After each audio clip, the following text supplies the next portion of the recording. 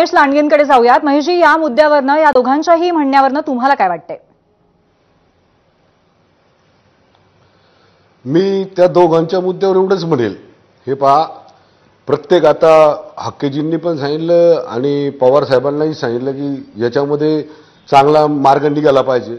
सगळ्यात महत्त्वाचं म्हणजे याच्यामध्ये जे लोक राजकीय महत्त्वाकांक्षा ठेवून काही नेरेटिव्ह सेट करण्याचा प्रयत्न करतात, ज्याच्यामुळं तिथं माझा जो काही मराठा बांधव जमा झालाय, तिथं सगळा एकत्र आलाय, भावनिक आहे आमचा मराठा बांधव, म्हणजे महाराष्ट्रात पूर्ण भावनिक आहे।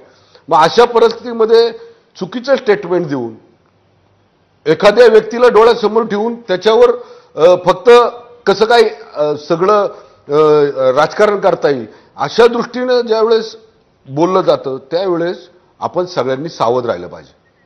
जसं हक्केजींची भूमिका आहे, जशी पवारांची भूमिका आहे, सगळे क्षत्रिय नक्की काय म्हणायचंय? फडणवीसांना टार्गेट केलं जात आहे असं तुम्हाला कुठेतरी म्हणायचं का? घटक आहे हो हो हो, एक लक्षात घ्या, शेवटी राज्याचे 5 वर्ष मुख्यमंत्री तेच आहेत।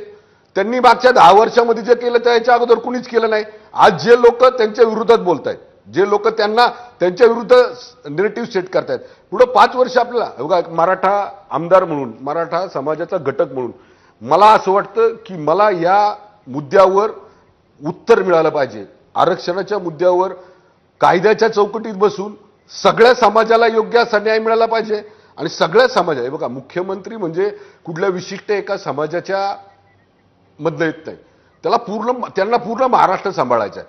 मग प्रत्येक ठिकाणी आता प्रत्येक समाजाची वेगवेगळी भूमिका झाली, आम्हाला एवढं आरक्षण पाहिजे, आम्हाला एवढं आरक्षण, एवढं पाहिजे, एवढं पाहिजे। एक महाराष्ट्राचं नेतृत्व म्हणून देवेंद्रजींनी जे निर्णय मागच्या 10 वर्षामध्ये घेतले, कुठल्याही समाजाच्या आरक्षणाला धक्का न लावता। बरं, तुमचा मुद्दा या निमित्ताने कळला।